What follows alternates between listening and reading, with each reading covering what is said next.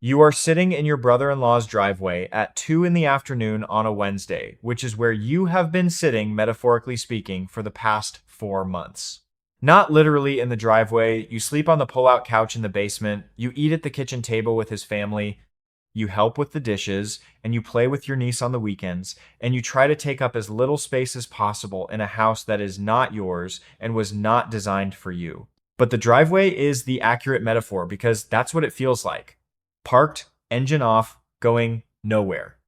You lost the logistics coordinator job when the company restructured, which is a corporate way of saying they found a cheaper configuration that didn't include you, and since then, you've applied for 41 positions, received 11 rejections, and heard nothing from the other 30, which is its own kind of answer.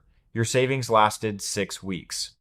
After that, your brother-in-law, who is a decent man and who has never once said anything directly about the situation, began doing a thing where he mentions the commute to his own job in a particular tired voice, and you understand this is not about the commute. The CDL program costs $2,200.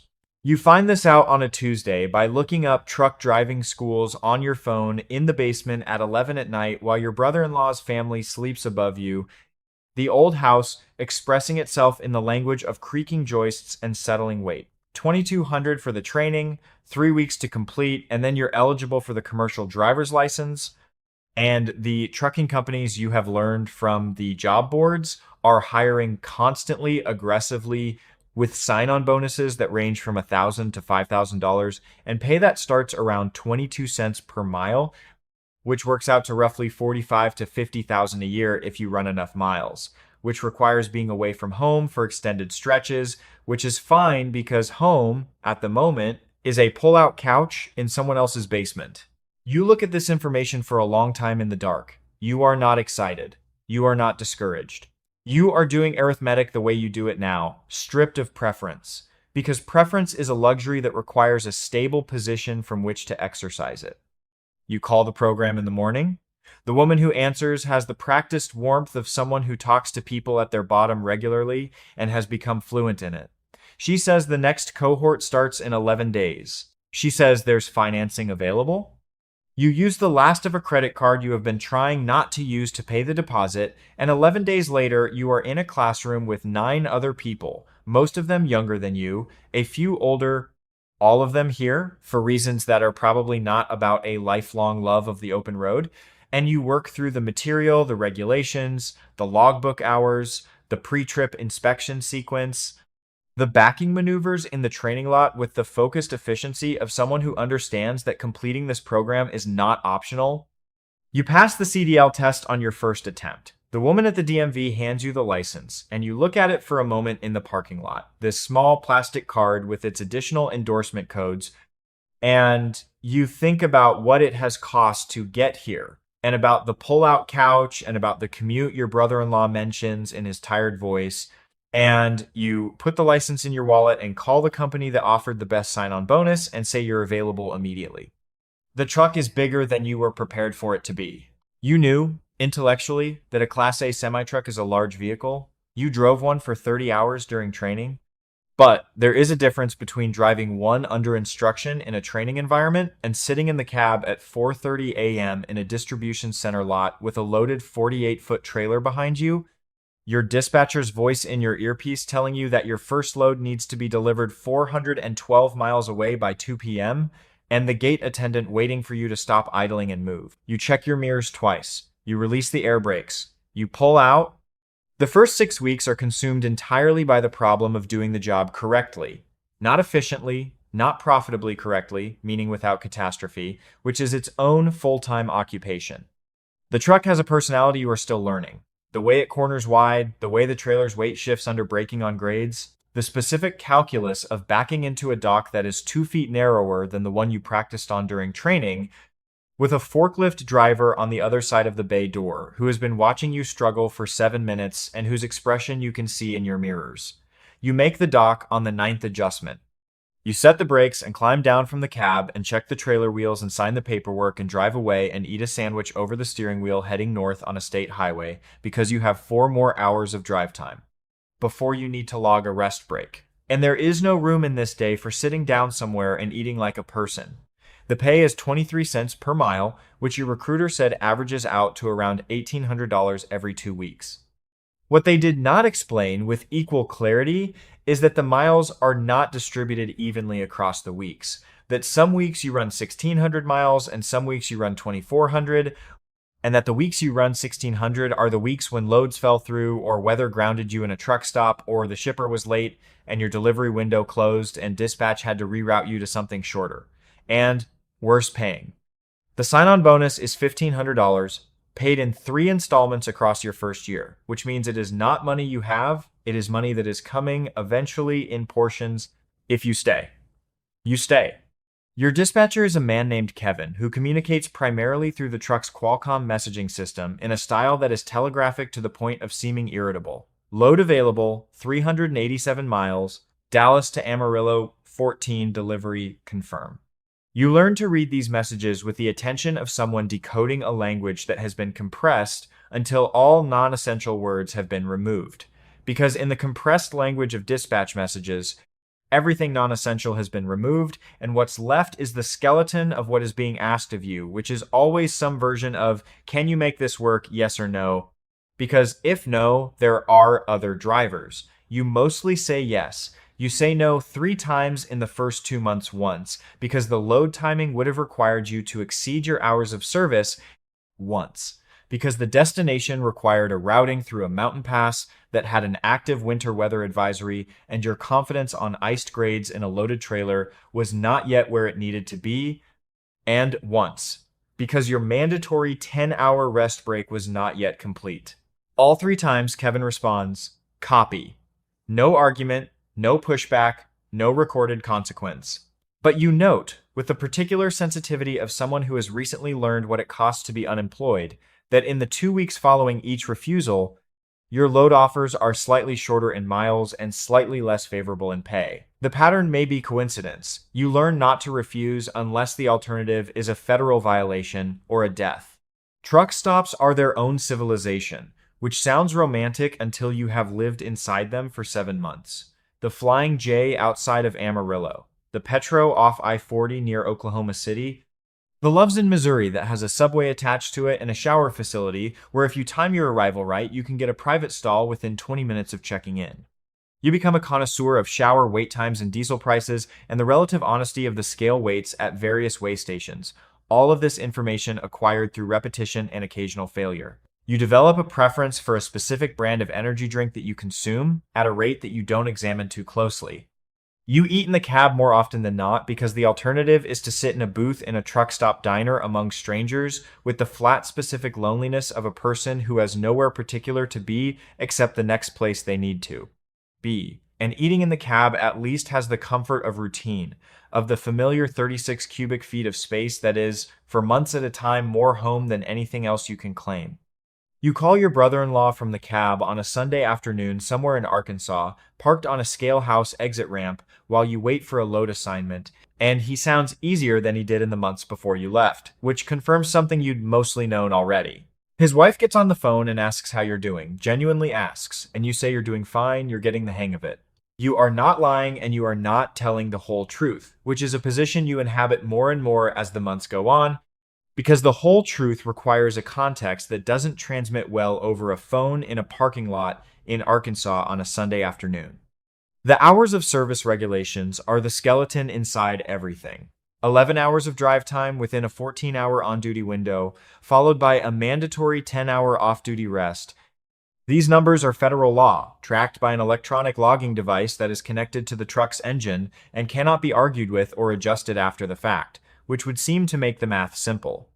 The math is not simple. The math is a constant optimization problem, because your delivery windows are set by people who do not fully account for traffic, for weigh station delays, for the construction zone outside of Dallas that adds 40 minutes to a run that dispatch priced, assuming clear roads.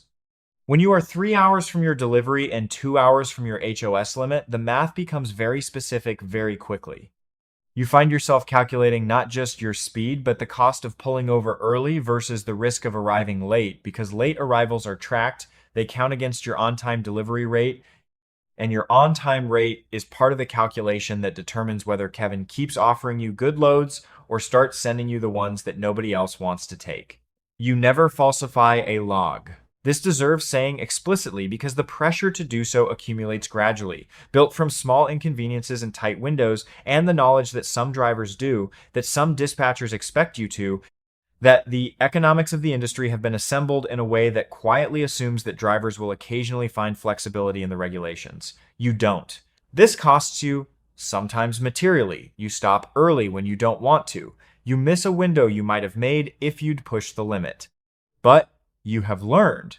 Watching the truck stop parking lots fill up at 3 a.m. with drivers who pushed the limit and didn't make it and are now trying to sleep in a rest area that smells like diesel, that the regulations are not bureaucratic noise.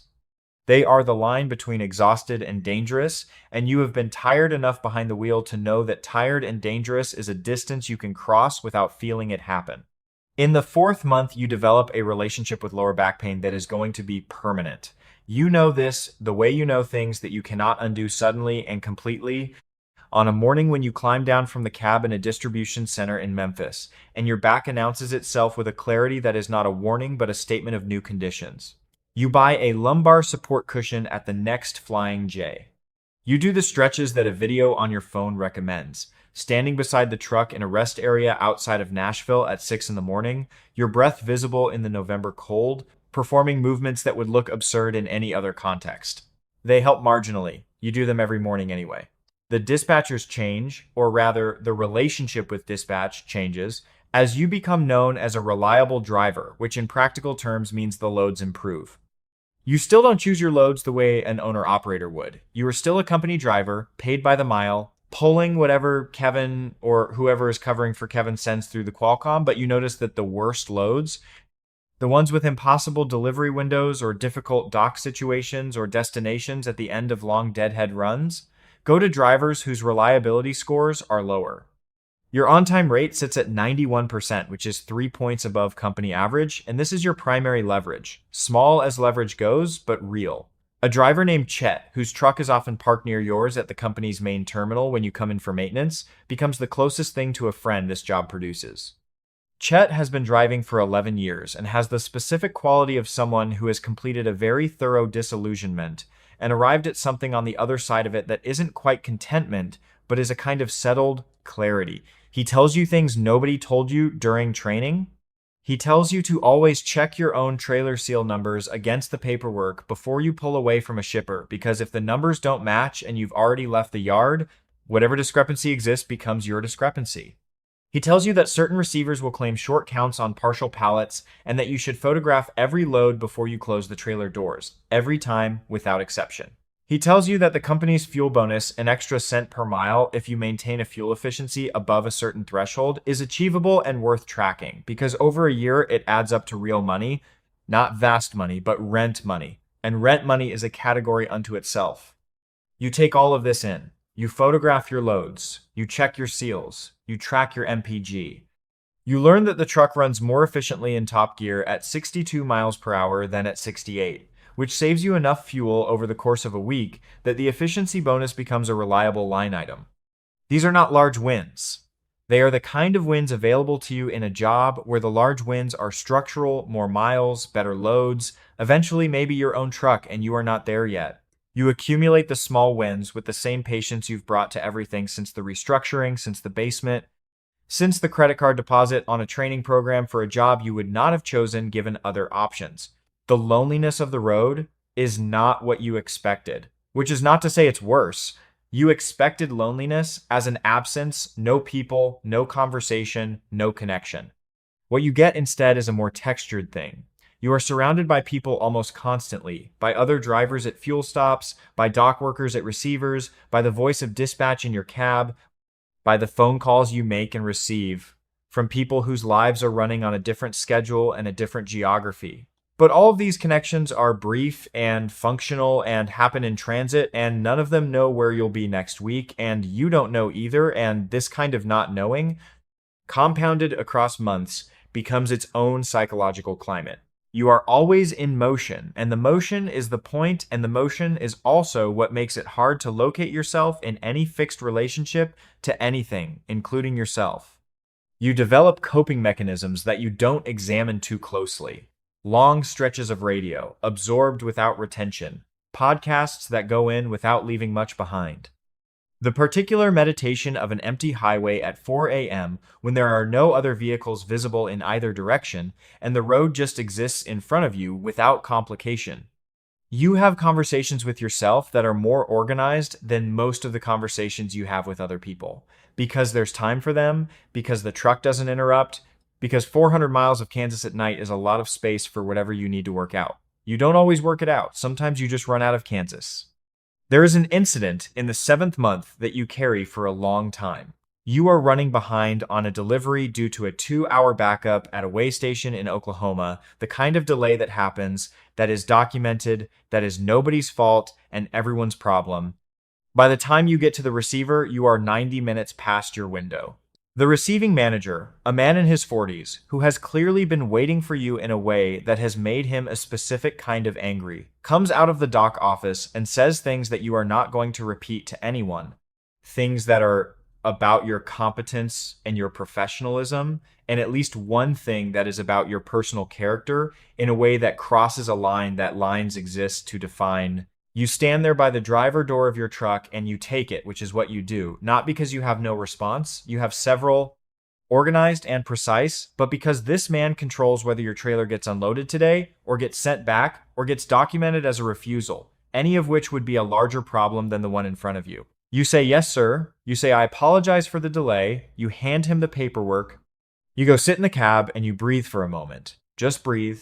And then you wait for the dock workers to finish unloading, which takes another hour and 12 minutes. And then you get the signed proof of delivery and you pull away from the dock and you drive 4 miles to the nearest fuel stop and you sit there for 20 minutes doing nothing at all except being alone with what just happened. You report the delay correctly in your log, citing the way station backup with timestamp confirmation from the ELD. You do not report the conversation with the receiving manager because you've learned that reporting it would require your dispatcher to initiate a complaint process that would involve the customer, who is a major account, and that the probable resolution would be that it gets noted somewhere that you are a driver who causes complications at this account, which is not a note you can afford. You let it go. This is a moral compromise that you have completed carefully enough to know exactly what it is, and you file it in the same place. You file everything that costs you something and can't be undone. The sign-on bonus, all $1,500 of it, finishes paying out at the end of month 12. Around the same time, you receive a per-mile increase to 25 cents, which your safety record and on-time rate qualify you for under the company's anniversary adjustment structure. 25 cents per mile, running roughly 10 to 11,000 miles per month, works out to about $2,800 before taxes in a good month. It is the most money you have made since the job you lost, and in the basement, in the calculus of the pull-out couch, this would have been unimaginable. Here, in the cab, in the life this money has cost to produce, it is enough and not enough simultaneously, which is a condition you've stopped expecting to resolve. In the 14th month, you talk to Chet about owner-operator economics, which is the next horizon that most long-haul company drivers either pursue or use as a reason to keep going when the company driving itself becomes hard to justify. Chet lays it out with the same unsentimental precision he brings to everything. The truck costs between $100,000 and $140,000 financed. You take on the maintenance costs, the fuel costs, the insurance, and you run under your own authority or lease to a carrier, but the per mile rate goes up to $1.40, $1.60, sometimes more depending on the load. The math is complicated and the risk is real. A major repair can wipe out months of profit, but the control increases. The load choices become yours. The dispatcher relationship inverts. Chet says he wishes he'd done it 4 years earlier. You write down the name of the bank he used for his truck loan and put it in your phone and don't do anything with it yet, which is not the same as not doing anything with it eventually. The road does something to time that is hard to describe and that you only notice because of the contrast with how time moved before. Months pass in miles, not in dates. You remember the period around the sign-on bonus payout not as the end of October, but as the 4-day stretch of back-to-back runs between Phoenix and Albuquerque. You remember a conversation with your brother-in-law, not on a particular Sunday, but as the afternoon you were parked at the Flying J outside Oklahoma City waiting for a load, the sky doing something complicated with the clouds above the fuel lanes. Time in the truck is spatial. It is geography. It is how many miles you have driven. It is the distance between where you woke up and where you'll sleep tonight. This is not a complaint. It is a description of what the job has done to the way your mind organizes its own experience.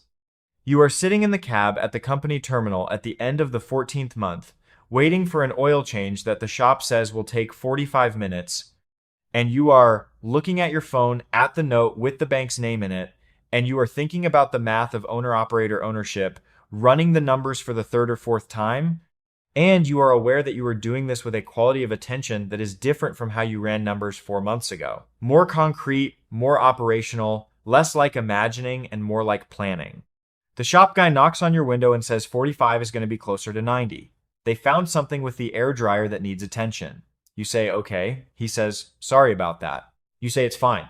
You climb down from the cab and stretch your back, the new normal of your back, and you walk to the driver's lounge and pour a coffee and sit down across from Chet, who is doing something on his laptop that might be load board research or might be something else entirely. He looks up. He says, how's the air dryer situation? You say, expensive, probably. He says, yeah. He goes back to his laptop. You drink your coffee. Outside the terminal windows, trucks are moving in and out of the fuel lanes in the pattern they have always moved in, continuous and without preference, carrying things from places to other places without any particular awareness of the distance they're covering. Just moving, because moving is the condition. Just going because there is somewhere to be and enough miles between here and there to make it worth the going.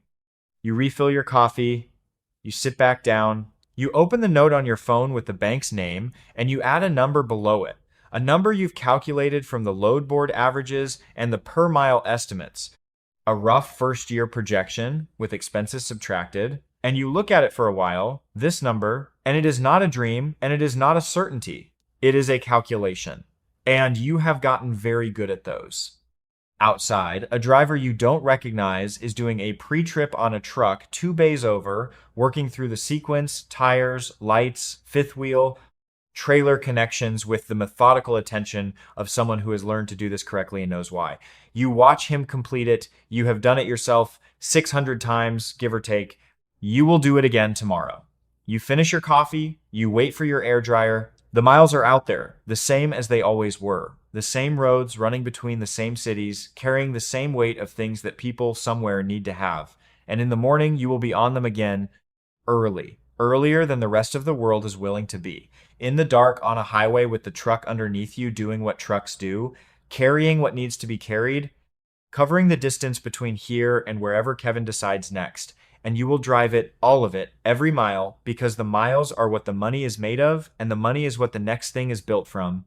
And you have learned in 14 months of moving through the country in a box that belongs to someone else exactly what it costs to build anything and exactly what happens when you stop.